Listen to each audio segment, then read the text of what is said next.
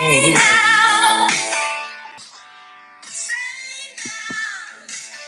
morning, everybody. I told you I was going to start doing this. Good morning, everybody. 6:12 a.m. Tuesday morning, February the 3rd. The groundhog saw his shadow, but we already knew that, didn't we? We already knew that. The groundhog saw his shadow. Folks, we've got a action-packed edition coming out tomorrow.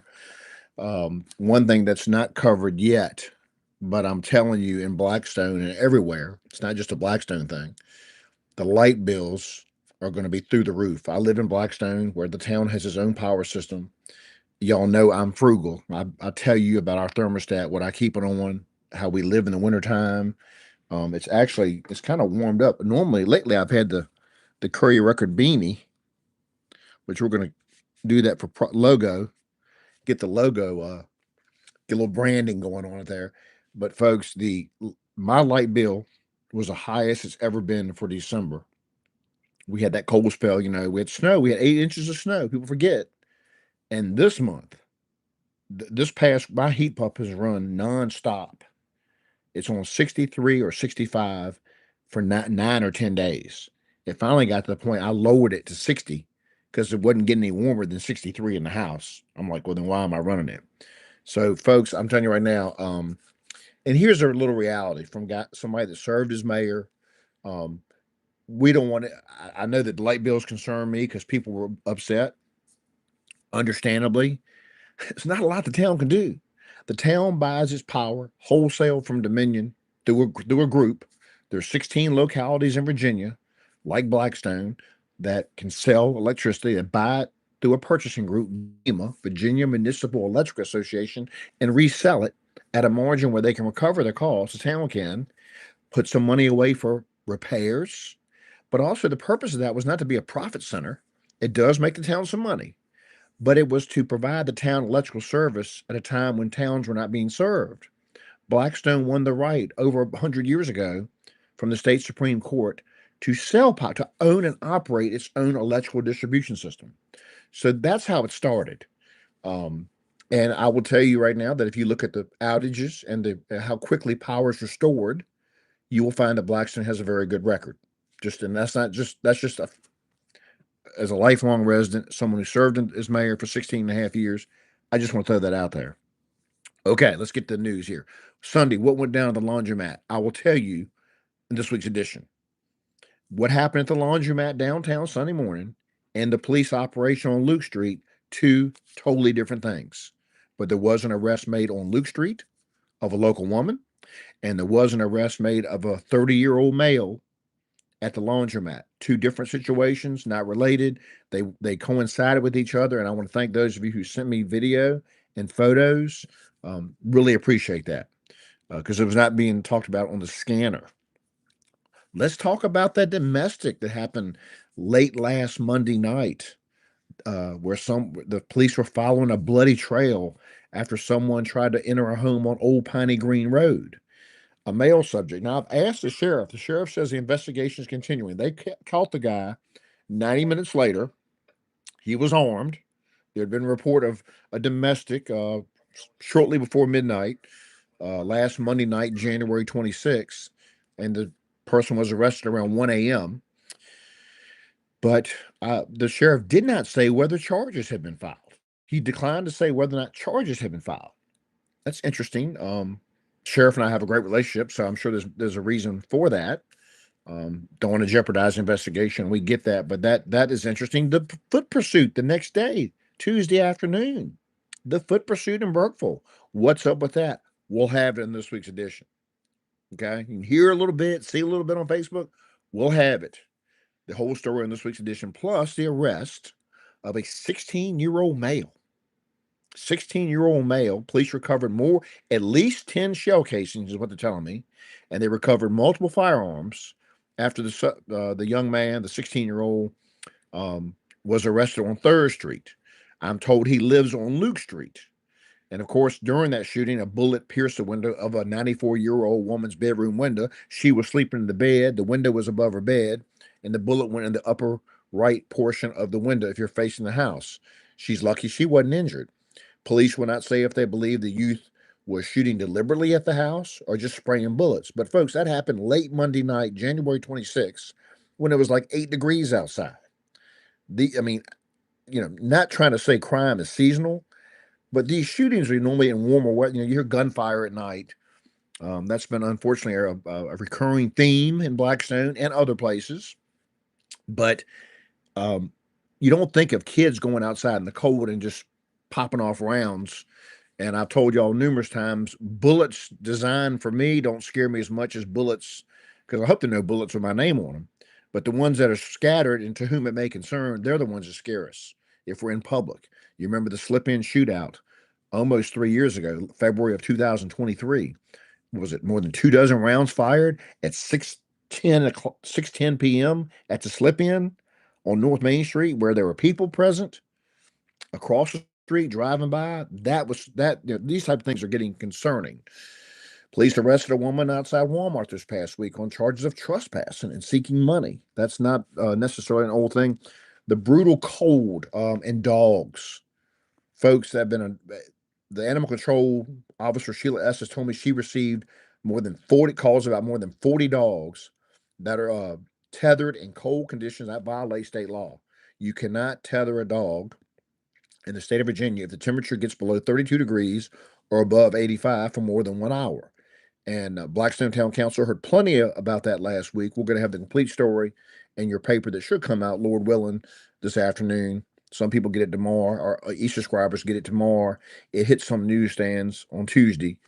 If you're not a member of our, if you don't subscribe to our print edition, of course, we encourage you to. If you prefer the e-edition, it's cheaper, $35 a year. You get your paper, you get an email Wednesday morning before 7 a.m. telling you your courier's there, and you go through it. It's just like the normal paper. I mean, I'm on it. When I'm on vacation, I enjoy it's like you're looking at the same thing the reader's looking at. You can turn the page. It even sounds like a newspaper, turn the page. Let's see what else on my notes here. The mayor of Blackstone wants an office. Should the mayor of Blackstone get an office? That was discussed briefly at town council. Where would the office be located? Guess what? To find out. Congratulations are in order. Blackstone native Matthew Bagley won himself a Grammy Sunday night in Los Angeles. He was the producer of the winning album in the category of Best Spoken Word Poetry Album.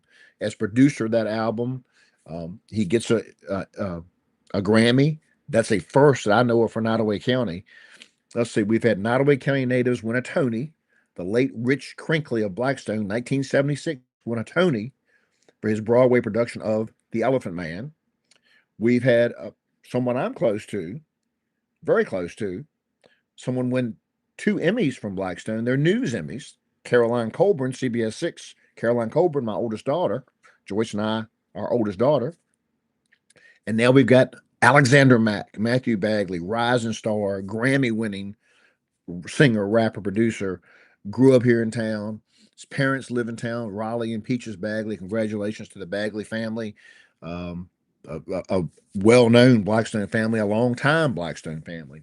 So congratulations to Alexander Mack. Alexander Mack, I need you to help me. I've got some good rap R&B songs, but I think they could be hits with your help, and we can win a Grammy together. Bowling. Here's a good one, folks. Stay tuned. Bowling Alley Academy. What you think about that? The county has gotten out of its lease with a person that turned out to be a convicted sex offender, child sex offender. That lease has been terminated by both parties. Of course, a lot of citizens were upset. The supervisors knew. That seems to be not being addressed. But anyway, what do you think about the proposal by Chris Page? It's described in this week's Courier-Record of asking the county to give the bowling alley to the school division. It would count as a contribution to the schools money-wise, and it would give students hands-on business experience. And the supervisors would no longer have to worry about the bowling alley. Give it to the school division. Mr. Page, who's also a member of town council, but Mr. Page says the value is at $410,000. he comes with that value. I'm pretty sure it's because the auction price a year ago, well, December of 2024, was $410,000. That's interesting. Can the school system handle it? Did the board of supervisors or the board of supervisors so eager to get rid of it that they'll do it and not take any money for it?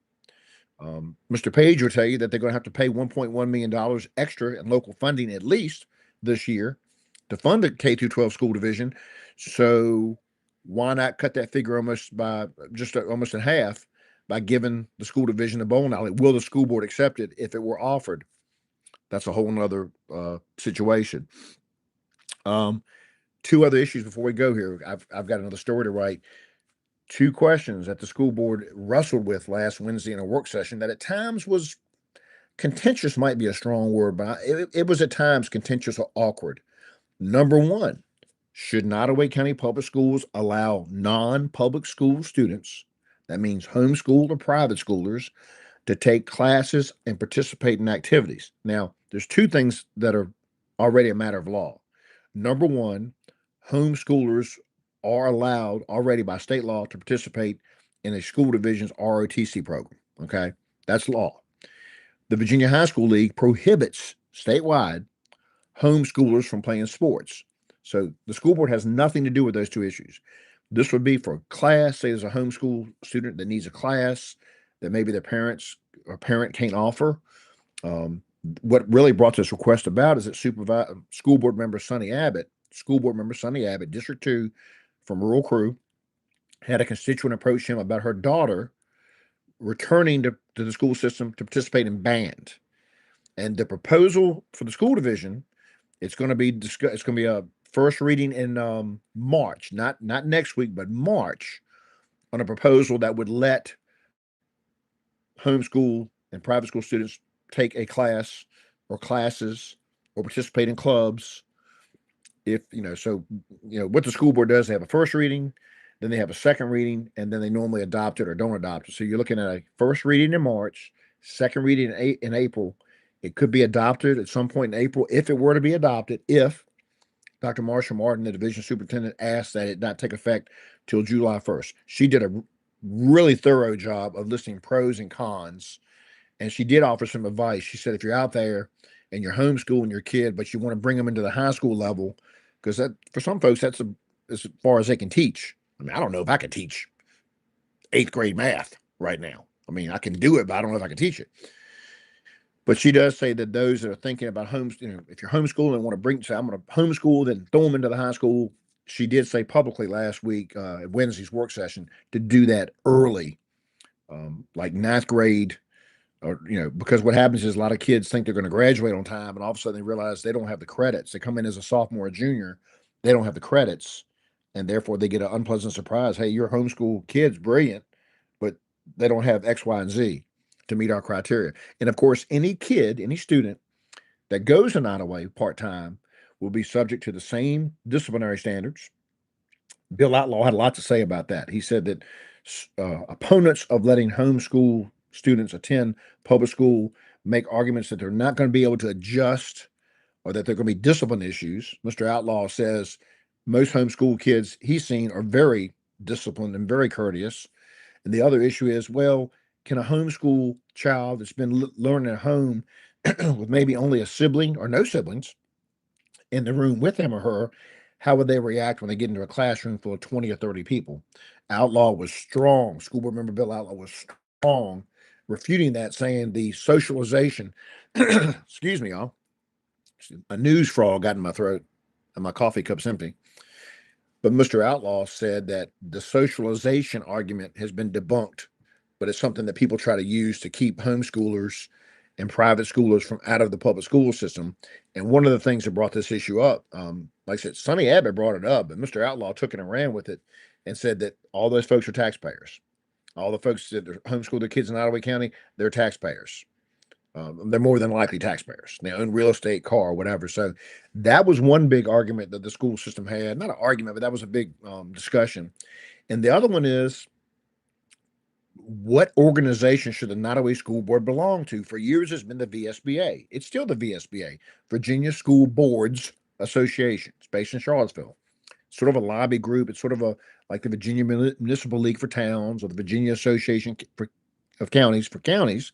But school board member Bill Outlaw is a founding member of I I won't say rival organization, but a separate organization that's an alternative to the VSBA called the School Board Member Alliance, SBMA. Mr. Outlaw is the school board as a whole is trying to clean up its policy on what they get reimbursed for, for travel, meals, and professional development. And by law, by code, school board members are required to undergo professional development.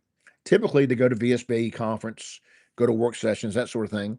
Well, Mr. Outlaw is saying why can't they also belong to the SBMA or any other group that another school board member may find more appealing? One of the more animated comments that Mr. Outlaw made was he went to and of course he's a former chairman of the Nottoway Republican Committee. That when Governor Glenn Youngkin, former governor, spoke a few years ago, appeared at the VSBA, he got booed. He got booed and jeered, and that didn't set well with Mr. Outlaw and a lot of folks in this area throughout the state. And so that's a lot of issues on the table. The school board and board of supervisors were supposed to have a joint work session, a coming together back in December, canceled because of snow. Supposed to be held last Monday, January 26th, canceled because of the snow. I don't know if it's been rescheduled yet or not. Obviously, the elephant in the room is two things. The next budget for the school system going to be at least $1.1 million more in local money. Currently, the county pays about 28% of the school's budget. That's about $6.1 million. Well, 11 cents is equal to $1.1 million is equal to 11-cent increase on the tax rate. What's the tax rate right now? 48 cents. That alone would be nearly a 25% increase in taxes if you chose to do it on the real estate tax.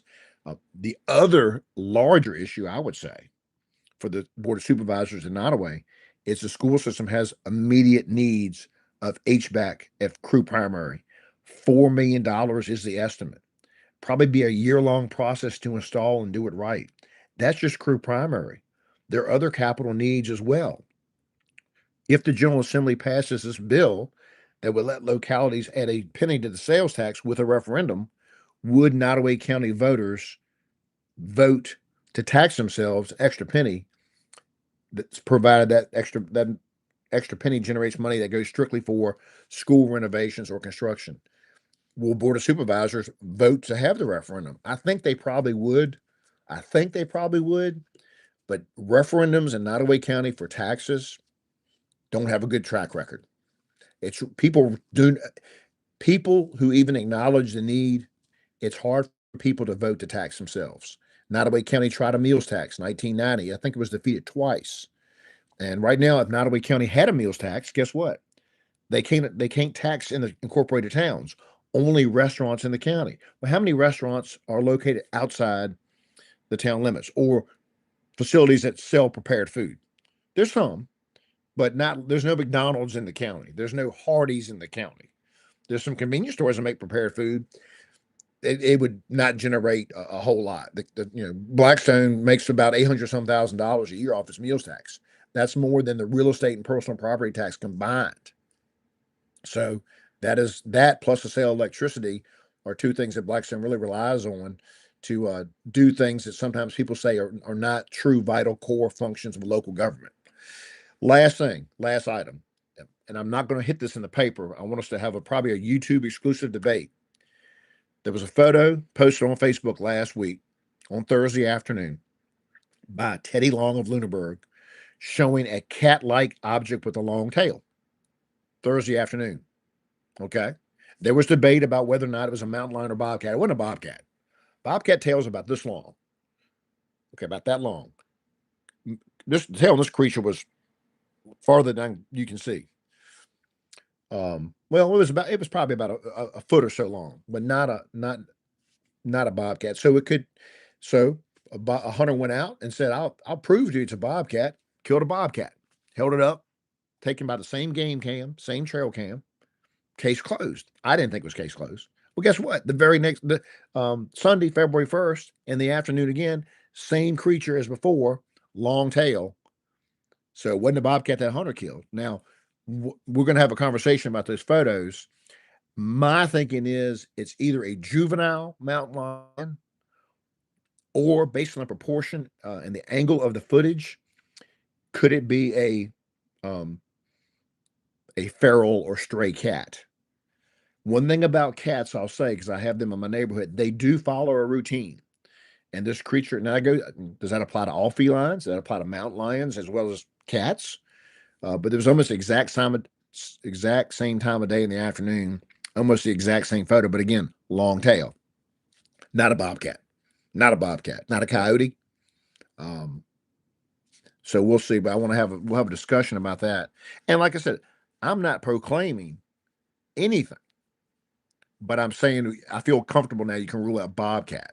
And for those who disagree, and I've corresponded, some of you I've messaged with on Facebook, you know who you are.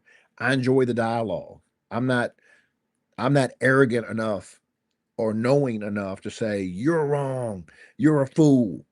I mean, I can disagree and say what I think or what I believe, just like same with you. But the fact is, there are two now pictures of that same, what appears to be the very same feline creature with a long tail. It's interesting, very interesting. I did hear that someone was going out to take some more video to try to get a better size of how tall the trees are. Now, mountain lions don't stand 4 feet tall. Adult mountain lions are their back, when they're on all four paws, their top of their back stands about 2 to 2.5 feet above the ground. That's a mature mountain lion. Could this have been an immature, a juvenile? Well, someone said, well, Billy, where's the mature? Where's the mama? I'm like, well, I don't know. Have you ever seen trail cam footage of cubs without the mother? The mother's just off in the distance. They don't always walk single file. They don't do like that. Mother may have been in the woods line. I don't know. Mother may be deceased. Mother may have fallen through the ice of a pond. I suspect mother would have survived that. But again, we just don't know. But I'll leave you with this thought. 35 years ago, 35 years ago, early 90s, people started seeing bears in Nottoway County, and they were laughed at. Now you can legally hunt and kill bears. 20 some days, 20 days during the hunting season, during the general firearm season, plus during the bow season, I think. I'm not sure about that, but anyway, who'd have thought 35 years ago that people would be killing 35, 45 bears a year during the hunting season in Nottoway County? So I told you I'm going to do this. Please subscribe to our channel. I'm going to post a link on Facebook, obviously, but we're going to be doing more YouTube videos. We're still going to do Facebook Live. We're going to do all the above, like drilling for energy, all the above. And but we do appreciate the audience. Our audience today is bigger than it's ever been. It's more engaged than it's ever been. But like I said, I'm not going to read the paper to you, but I'm telling you, if you want to know about these things you've seen on Facebook, heard about on Facebook, and want to hear the latest on these issues, and what a lot of times in the fog, the scanner is like the fog of war. A caller gets excited, they're emotional, or they're scared, or they're just wound up, and they may not be exactly accurate. Well, then that dispatcher may not totally hear everything correctly. And so the secondhand story may not be exactly accurate, but people with scanners, including myself, are hearing it. Like yesterday, I teased yesterday, and I don't know the story, but I do know that police and the bomb squad, state police bomb experts, were called to the 800 block of Old Shore Road yesterday. Old Shore Road, as you know, one end of it comes out by Bellefonte Grange and 153, and the other part comes off of is it Yellowbird Road? I think so, Yellowbird Road or Green Hill Road. Anyway, um, this was probably closer or probably midway between Yellowbird and, as a crow flies, Yellowbird and 153, and they were there for several hours. And the way the call came in, and I want to thank some of the people that provided me what the nature of the call was. He told the fire department to stage, but somebody sent me what the reason they were staging on Old Shore Road. It was a woman. The report was a woman has discovered a bomb in her house. And I heard law enforcement officers say it appears to be a homemade IED. Lots of questions on that. I may or may not get them answered this morning, but concerning, as far as I know, the situation it was resolved without any incident, no one injured, but it took several hours of law enforcement. I mean, first questions you have are, did she just somebody just bring it in the middle of her living room, or was she cleaning and found, whoa, what is up with this? Was it a previous occupant that left it behind, years ago? Was it a something that turned out to be a dud? I know one time a family was gardening on Ninth Street in Ninth Street in Blackstone, and came across what looked to be a shell from World War II. It was a dud. It was no ordnance. It was not a active ordnance. So anyway, thank you for tuning in. Thank you for subscribing. We're going to go post this on Facebook. Then we're going to finish our paper. And I'm guessing schools. I know not Kinston's going today 2 hours late.